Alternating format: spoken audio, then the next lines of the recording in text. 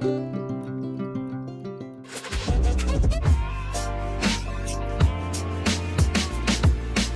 I say will pop rather than probably will, not only because the market value of the company is so far gone from the fundamental value of the business, but also for some market structure reasons that I'll get into going forward. So what caused the bubble to get so big? Number one, a short squeeze. So when you short something, you sell something that you don't own, you expect that you want the value of that underlying security to decrease. When it does, you make money, but when that doesn't happen, when the stock increases in value, you lose money, and your broker asks you to post additional collateral or to close the position.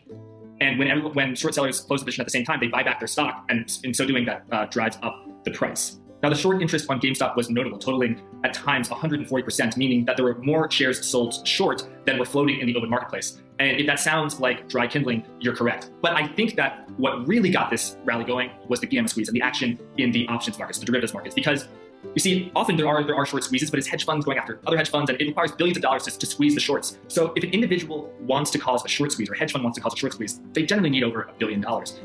But the traders at Wall Street Bets, they didn't have $1 billion. What they did is they banded together and they made extremely leveraged bets in the derivatives markets that forced the issuers of those derivatives to buy back the stock. So they basically made the market makers do their own bidding. And I want to go to a great chart from Weston Nakamura from the exchange, which shows exactly that. Last Friday, on the 22nd, the highest listed option was $60, and the price went over that. So on Monday, they issued the exchanges and market makers issued new options at $115, and they bought that option. And that's why you can actually see this, that on Monday, the most active option for all of GameStop was the January 29th 115 calls. And that was the most traded for GameStop. It was the second most traded option in the entire market. And that's something I talked about with Ed on Monday. So that's what's called the gamma ramping. You force the dealers to buy back their stock because you buy such leverage call options, which they're never going to happen. But once the stock reaches that limit, they have to buy in droves. And that's why we saw the remarkable price appreciation. Well, what are we seeing now? I'm seeing some very different things.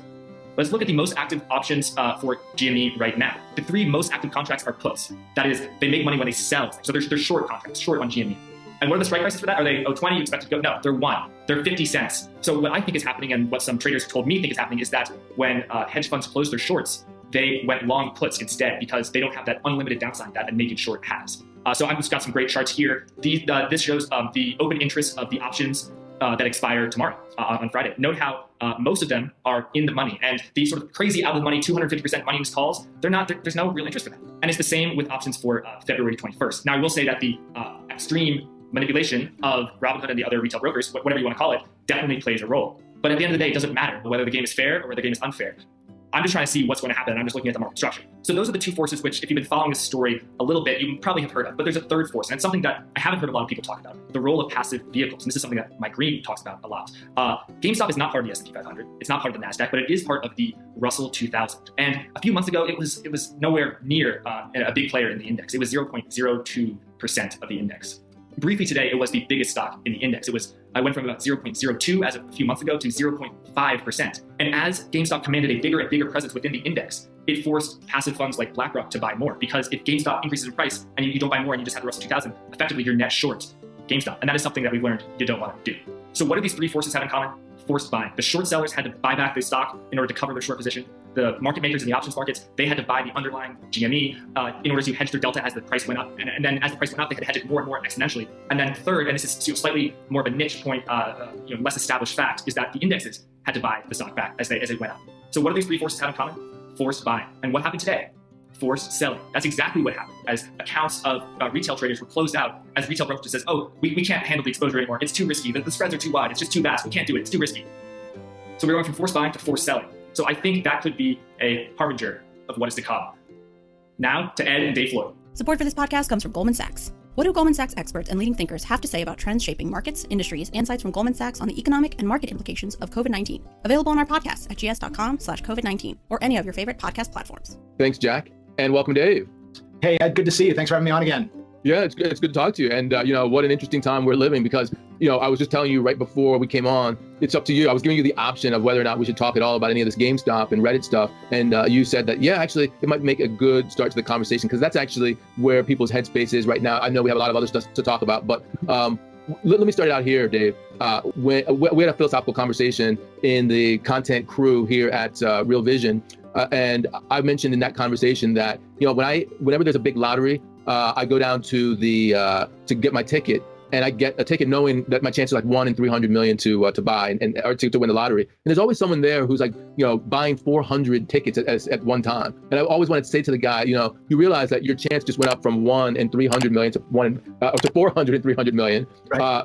And the thing is that, no one is banning that guy from spending his whole paycheck on the lottery. But yet today, as you and I speak, people are being banned from investing in GameStop and similar companies like that. Yeah, it is quite bizarre. I mean, just as a little bit of a side note, but here in Oregon, like everywhere else in the country, we've had our COVID lockdowns. Well, they're starting to lift them a little bit. And one of the first things they did here in terms of restaurants and bars is you can go into the bar or restaurant and play video lottery, but you can't go in and have socially distanced seating. The logic on some of this stuff makes absolutely no sense. And your analogy there about the lottery is a perfect example. I mean, why should we be regulated on what we can do with our capital? And preventing somebody from buying stocks seems really quite ludicrous, just as it's ludicrous to say you can't short stocks. Let the market sort it out. And as I said to you, nothing preventing me from pulling my money out of my retirement and going to the casino with it. But yet I can't trade futures in my 401k. I find it really unfair, but that gets a little bit off the topic. But I mean, this definitely cuts to the core of what's happening, socially. There was a great article on Bloomberg yesterday by John Authors, and you might agree with it, you might disagree with it, but he kind of tapped into kind of the anger of the millennial generation towards seeing what's happened with big business, specifically the banks and investment banks, getting the bailouts, no penalties. And they're kind of like, you know what, that is blatantly unfair. And it's almost like this is their middle finger to that whole systematic, oppression, whatever they want to call it. And, good for them. They've managed to make some money. I think that's wonderful. I think what people need to be aware of, though, is it's not necessarily a repeatable, investing or trading approach. Case in point, the minute the broker says, we're not trading those stocks anymore, now you've got outside influence that you never factored in. So, if people made money trading these things, hey, my hat's off to you. I considered buying some of these, but in the back of my head, I was like, well, what if the regulators come in and say, okay, X, Y, and Z? Then I know I'd be sitting there holding the bag. So that's great. You make some free money.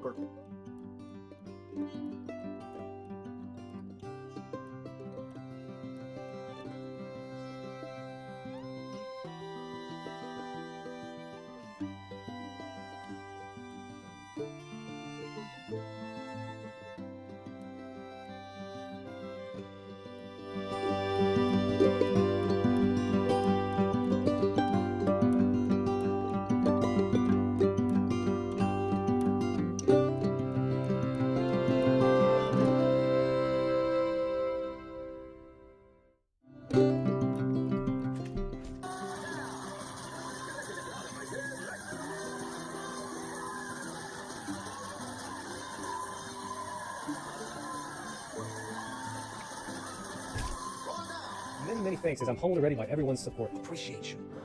I'm just Interested chilling. in stock investing? M1 Finance is offering a special limited time promotion. If you sign up with my M1 Finance referral link, which is also in the video description, and make a $100 deposit, both you and I will receive $30. 4 free shares of stock when you open an account and make your first deposit. Totally free. You get a stock like Microsoft, Visa, Johnson & Johnson. All you gotta do is sign up for my link down in the description, sign up for Robinhood. All you gotta do is fill out some information about yourself and link your bank account, and literally that's it. That's all you gotta do.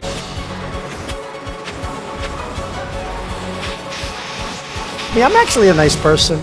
Line up that like button, or smash the like button. Regardless of which metaphor you prefer, this small action really helps me grow the channel, and I appreciate it. Okay, great. Have a great day.